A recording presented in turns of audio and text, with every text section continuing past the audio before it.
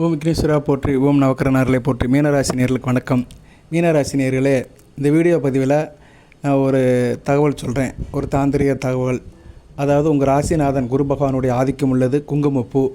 குங்குமப்பூங்கிறது ஒரு முக்கியமானது தாந்திரிக பரிகாரம், அதுபோக ஆன்மீக வழிபாட்டுக்கு மிகச்சிறப்பாக பார்க்கப்படுகிறது. இந்த குங்குமப்பூவை நீங்கள் தண்ணியில் குழச்சி தொப்புல தடவினீங்கன்னா உங்களுக்கு பணப்புழக்கம் அதிகமாகும், குடும்பத்தில் பிரச்சனை தீரும். பணப்புழக்கம்னா சும்மா பணம் வராது. நம்ம ஒரு காரியத்தில் ஈடுபடுறோம், ஒரு தொழில் பண்ணுறோம், ஒரு வியாபாரம் பண்ணுறோம், ஒரு உத்தியோகத்துக்கு போகிறோம், அதில் நியாயமான முறையில் நம்ம கிடைக்காமல் இருக்கிற பணங்கள்லாம் வரும். அதுபோக குங்குமப்பூ ஒரு சக்தி வாய்ந்தது. சரியா நேர்களே, குங்குமப்பூ நேரடியாக சக்தி கொடுக்காது, மறைமுகமாக தான் சக்தி கொடுக்கும். அதை எப்படி வழிபடணும், அதை வச்சு என்னென்ன காரியம் செய்யணும், அதை பற்றி தான் சொல்கிறேன். வீடியோ பொறுமையாக கேளுங்க. இந்த வீடியோ தலைப்பு அப்படி தான் போடுவேன், தம்மைல். உங்கள் தொப்புளில் இதை தடவுங்கள், பணப்பழக்கம் அதிகமாகும், சொத்து பத்து சேரும், அப்படி தான் போடுவேன். இந்த வீடியோ பொறுமையாக கேளுங்க. ரிட்டன் வியூவர்ஸ் அனைவருக்கும் வணக்கம். சப்ஸ்கிரைப் பண்ணாமல் சப்ஸ்கிரைப் பண்ணுங்கள், பெல் பட்டன் ஆன் பண்ணுங்கள், லைக் பண்ணுங்கள். தொப்புளுங்கிறது நம்ம உடம்புல ஒரு முக்கியமான ஒரு துவாரம். மனித வாழ்க்கையில் 9 துவாரம் இருக்குது. 2 கண், 2 மூக்கு, நாசி, வாய், தொப்புள், இப்படி நிறையா இருக்குது. ஆசன வாய், இப்படின்னு 9 துவாரம் இருக்குது. இந்த உடம்பே ஒரு ஓட்டை வீடு தான். ஓட்டை வீடு 9 வாசல். நம்ம உடம்பே காற்றெடுத்த பை தான். காற்றெடுத்த பையடா, காயமே பொய்யடா, இது காற்றெடுத்த பையடா தான் சொல்லியிருக்கிறாங்க. காயம்னா என்ன, உடம்புன்னு அர்த்தம். இந்த உடம்பு காற்றடிச்ச பை தான். அந்த மூச்சுன்னு ஒரு காற்று உள்ளே இருக்க போய் தான் நம்ம உயிரோடு வாழ்கிறோம். அந்த மூச்சு காற்று உள்ளே போகிறதுக்கு நிறைய வழிகள் இருக்குது. அதில் மூக்கு பிரதானமாக இருக்குது. தொப்புள் அப்படிங்கிறது தொப்புள் குடி உறவு. ஒரு குழந்தை தாய் வயிற்றுலேருந்து வந்தோடனே அந்த உறவு இந்த தொப்புள் குடி மூலிமா தான் நீடிச்சிருக்கும் ரொம்ப நேரத்துக்கு. தாயின் வயிற்றை விட்டு வெளியே வந்தாலுமே தொப்புள் தாய்க்கு உள்ள தொப்புளுக்கும் குழந்தைக்கும் அந்த ஒரு தொப்புள் குடி உறவு ஒன்று இருக்கும். அதை என்ன பண்ணுவாங்கன்னா, அந்த பிரசவ திரயத்தில் அதை கட் பண்ணி அதை சரி பண்ணிடுவாங்க. கட் பண்ணி முடிச்சு போட்டு வச்சுருப்பாங்க. பிறந்த குழந்தைக்கு தொப்புள் கொஞ்சம் நாளைக்கு இருக்கும், அப்புறம் சரியாக போயிடும். சரியா, அதை தான் தொப்புள் குடி உறவும்பாங்க. அதாவது எப்படின்னா, அந்த இரத்த பாச உறவு தொப்புள் குடி உறவும்பாங்க. அந்த தொப்புள் ரொம்ப முக்கியமானது. பொதுவாக நமக்கு உடம்புல சில உஷ்ண பிரச்சனை வந்துச்சுன்னா தொப்புளில் நல்லெண்ணெய் ஊற்றுவோம். அந்த காலத்துலலாம் வயிற்று வலி, வயிற்று சூடு இப்படிலாம் வந்துருச்சுன்னா வீட்டில் அம்மா என்ன பண்ணுவாங்கன்னா, தொப்புளில் நல்லெண்ணெயை தடவி, நல்ல குளிரை தடவி ஈரத்துணியை போட்டு விடுவாங்க. நம்ம கொஞ்ச நேரம் படுத்து எழுந்தோம்னு வச்சுக்கோங்களேன், மல்லாக்க படுத்து எழுந்தோம்னா உடல் உஷ்ணம் குறைஞ்சிரும், வயிற்று வலியெல்லாம் சரியாக போயிடும். இதெல்லாம் நடந்திருக்கு, என் வாழ்க்கையிலே நடந்திருக்கு. எனக்கெல்லாம் சின்ன பிள்ளையாக இருக்கும்போது வெயிலில் விளாடுவோம். ஸ்கூலில் படிக்கும்போது கிரவுண்டில் வெயிலில் விளாடுவோம். நைட்டில் வந்துட்டோம்னா வயிறு அப்படியே வலிக்கும். வயிறு அப்படியே என்ன சொல்லுவோம், வயிறு குடல் அப்படியே பரட்டுப்பட்ட மாதிரி வலிக்கும், குடலை போட்டு கவ்வும். இப்போ இன்றைக்கி ஒரு 50 வயசுக்கு மேற்பட்டவங்களுக்குலாம் தெரியும். இப்போயும் வயிற்று வலி சில பேருக்கு வருது. ஆனால் இப்போ நம்ம மருந்து மாத்திரைலாம் எடுத்துடுறோம். அந்த அளவுக்கு இயற்கையோடு ஒத்து வாழ மாட்டேங்கிறோம். நிறைய பேர் தலைக்கு எண்ணெய் தேய்க்கிறதே இல்லை, எண்ணெய் தேய்ச்சி குளிக்கிறது இல்லை, எண்ணெய் தேய்க்கிறது கிடையாது. நிறைய மாறி போச்சு. எல்லாம் ஷாம்பு அது இதுன்னு போயிடுச்சு, ஹேர் ஆயில் அதுன்னு போயிடுச்சு. ஆனால் அந்த காலத்தில் தொப்புளுக்கு எண்ணெய் தேய்ச்சி குளிக்கும்போது தொப்புளுக்கு நல்ல குளிர் எண்ணெய் தேய்ச்சி குளிப்பாட்டுவாங்க. அது மாதிரி வயிற்று வலி, வயிறு சம்மந்தப்பட்ட பிரச்சனைகள் எது இருந்தாலும் தொப்புளுக்கு எண்ணெய் ஊற்றுவாங்க. பொதுவாக தொப்புளுக்கு வாரத்துக்கு 2 நாள் எண்ணெய் ஊற்றுறது உடம்புக்கு நல்லது. சரியா, உள்ளே போய் அந்த எண்ணெய் நல்ல எண்ணெய் உடல் உள்ள புண்ணெல்லாம் ஆற்றும். ஓகே நேர்களே, எதுக்கு நான் சொல்கிறேன்னா, தொப்புள் மனிதனுக்கு ஒரு முக்கியமான துவாரமாக பார்க்கப்படுகிறது. அகத்தில் உள்ள பிரச்சனையெல்லாம் தீர்க்கும். குறிப்பாக வயிற்று சம்மந்தப்பட்ட பிரச்சனையெல்லாம் தீர்க்கும். மன அழுத்தத்தை குறைக்கும், மன சோர்வை குறைக்கும், டென்ஷன், பதட்டம், ப்ரெஷர் எல்லாத்தையும் குறைக்கிறது அந்த தொப்புள் வழியாக நம்ம செலுத்துகிற சில பொருட்கள் தான். சரியா, அதில் குங்குமப்பூ ரொம்ப முக்கியமாக பார்க்கப்படுகிறது. ரைட்டு, இப்போ குங்குமப்பூவை பற்றி சொல்கிறேன். குங்குமப்பூ நவக்கிரகங்கள் குரு பகவானுடைய காரகமாக பார்க்கப்படுகிறது. குரு கிரகத்தின் ஆதிக்கம் இதில் இருக்குது. அதனால தான் குங்குமப்பூவை குளிர்ந்த தண்ணீரில் இதை கலந்துக்கலாம். ஐஸ் வாட்டரில் இதை கலந்து நெத்தியில் திலகமாக பூசிக்கலாம். வியாழக்கிழமை காலையில் 6 to 7 பூசுறது மிகச்சிறப்பாக பார்க்கப்படுகிறது. வியாழக்கிழமை குரு வாரையில் பூசிட்டோம்னா மிகச்சிறப்பாக இருக்கும். காரிய அனுகூலம் இருக்கும், காரிய வெற்றி கிடைக்கும். இப்போதைக்கு குரு ராசிக்கு 5ஆம் இடத்துல நல்ல நிலைமையில் இருக்கிறாரு, உச்சமாக இருக்கிறாரு, ராசியை பார்க்குறாரு. உங்கள் ராசிக்கு 1-10 கூடையவன். மனதாலும் உடலாலும் செயலாலும் சிந்தனையாலும் சிறப்பாக இருப்பீங்க. காரிய அனுகூலம் இருக்கும். தொழில், வியாபாரம், ட்ரேடிங், வணிகம், போக்குவரத்து, பிஸ்னஸ் எல்லாமே நல்லாயிருக்கும். ஸோ நீங்கள் வியாழக்கிழமை காலையில் குளித்து முடிச்சுட்டு 6 to 7க்குள்ளே குரு வரையில் இதை எடுத்து நீங்கள் நெத்தியில் பூசிக்கலாம். குங்குமப்பூ குளிர்ந்த தண்ணியில் அதை நீங்கள் நல்லா குழச்சி நெத்தியில் பூசிட்டீங்கன்னு மிகச்சிறப்பாக பார்க்கப்படுகிறது. அதுபோக இரவு, வியாழக்கிழமை இரவு, வாரத்தில் 1 நாள் செஞ்சால் போதும். சரியா, வியாழக்கிழமை இரவு 8 to 9 தொப்புளை தடவிக்கலாம். தொப்புளை தடவிட்டு அப்படியே தூங்க போயிட்டீங்கன்னா மிகச்சிறப்பாக பார்க்கப்படுகிறது. இப்போ தொப்புளை தடவினீங்கன்னா என்ன ஆகும்னா, நெத்திலையும் தொப்புளையும் தடவுறதுனால நமக்கு நிறைய பலன்கள் கிடைக்கும்.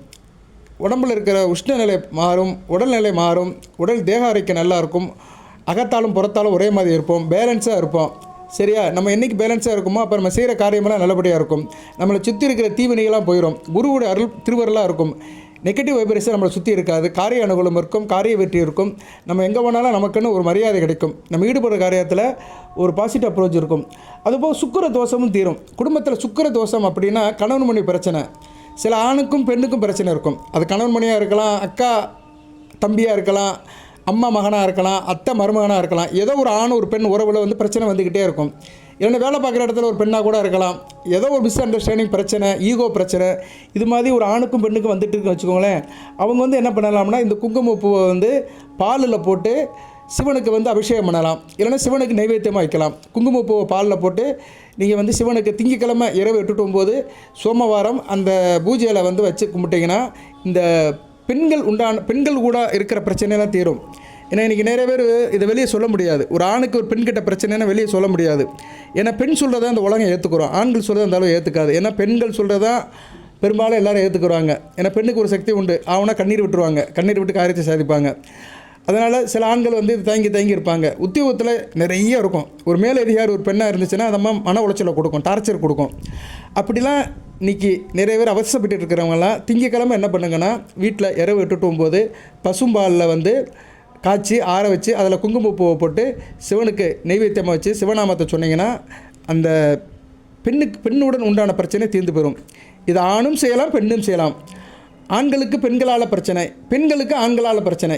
ஸோ 2 பாலருமே செய்யலாம், 2 பாலருமே செய்யலாம். ஆண் பெண் 2 பாலருமே இந்த குங்குமப்பூவை பாலில் போட்டு நீங்கள் சிவபெருமானை கும்பிட்டிங்கன்னா அந்த பிரச்சனை தீரும். கணவன் மனைவி பிரச்சனையும் தீரும், ஒற்றுமை கூடும், இணக்கம் கூடும், நல்ல விதமாக பார்க்கப்படுகிறது. அதுபோக இந்த குங்குமப்பூ இருக்குது பார்த்தீங்களா, இந்த குங்குமப்பூ வந்து ஏழை பெண்களுக்கு கொடுக்கலாம்.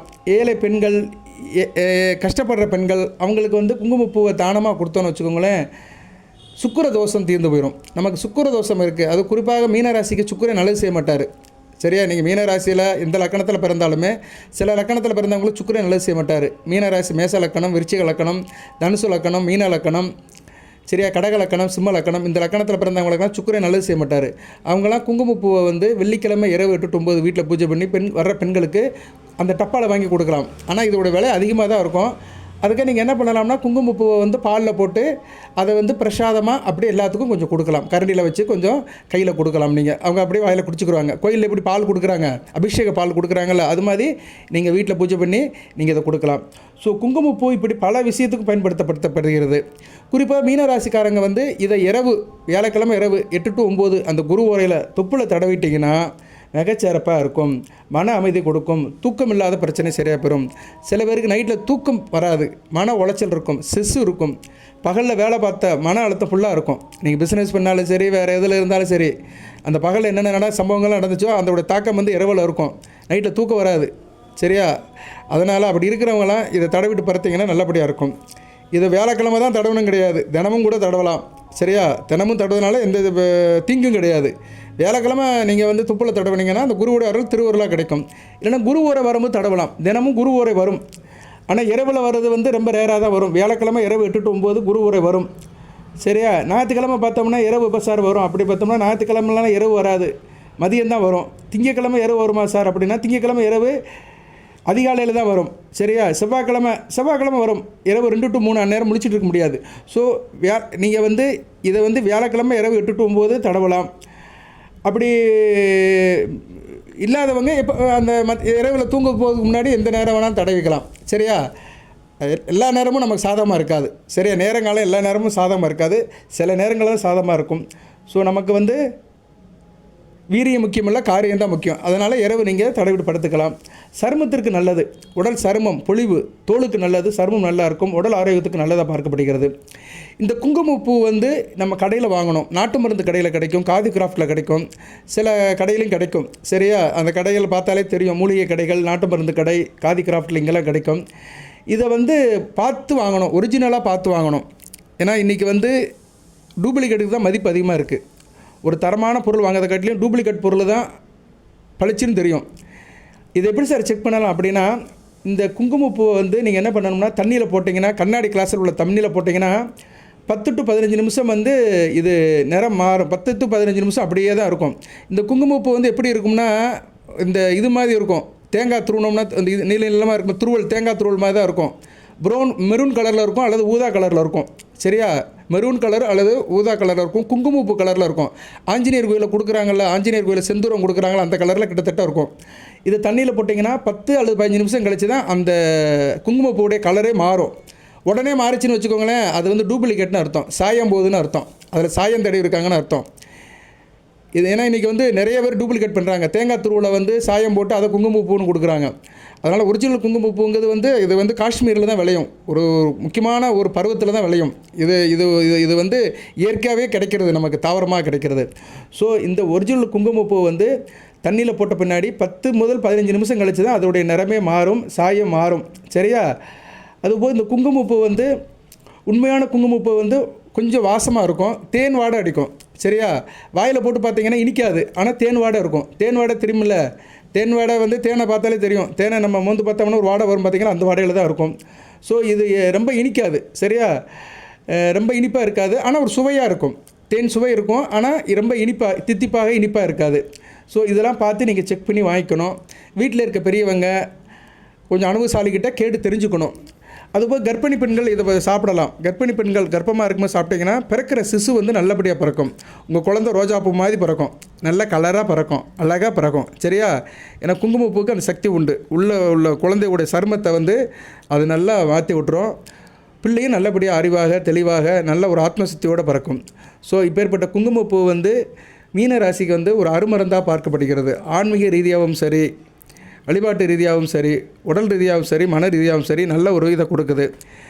நல்ல செல்வத்தை வர வைக்கும். பொதுவாக குங்குமப்பூ வந்து செல்வ வளம், ரிசோர்ஸ், அதாவது குடும்பத்தில் பணப்புழக்கம், பணம், நகை, நட்டு, சொத்து பத்து எல்லாத்தையும் இழுத்து கொண்டு வரும். சரியா, குடும்ப ஒத்துமை மேலோக்கும், குடும்பத்தில் ஒரு யூனிட்டி இருக்கும், ஸ்ட்ரென்த்து இருக்கும், குடும்பத்தில் இருக்கிறவங்கலாம் எல்லாம் ஒற்றுமையாக இருப்பாங்க. அது எல்லாத்தையும் இன்டகிரேஷன் பண்ணுறது இந்த குங்குமப்பூ. அதனால் இந்த குங்குமப்பூவை வந்து நான் சொல்கிற மாதிரி வழிபாடு பண்ணுங்கள். கடையில் வாங்கிட்டு வாங்க, நிறையாலாம் வாங்காதீங்க, ஒரு சின்ன டப்பாவில் வாங்கிட்டு வாங்க, கொஞ்சம் காஸ்ட்லியாக தான் இருக்கும். வாங்கிட்டு வந்து வீட்டில் வச்சுக்கோங்க. வேலைக்கிழமை மட்டும் யூஸ் பண்ணுங்கள். வேலைக்கிழமை காலையில் குளித்து முடிச்சுட்டு 6 to 7 நெத்தியில் வச்சுக்கிட்டு உங்கள் காரியத்தெல்லாம் பண்ணுங்கள், வேலை வெட்டிக்கெல்லாம் போங்க. அதுபோல் வேலைக்கிழமை இரவு நல்லா குளிர்ந்த தண்ணீரில் அதை தடவி நல்லா குழச்சி துப்புல போட்டுக்கிட்டிங்கன்னா நல்லபடியாக இருக்கும். குரு தனகாரகன், தனம்னா என்ன, பணம்னு அர்த்தம். நேரடியாக சொன்னோம்னா குரு வந்து பணக்காரகன்னு அர்த்தம். ஒரு மனுஷன் பணக்காரன் ஆகணும்னா அவனுக்கு குருவோட அருள் இருக்கணும். ஸோ பணத்தை வந்து கொடுக்கும்.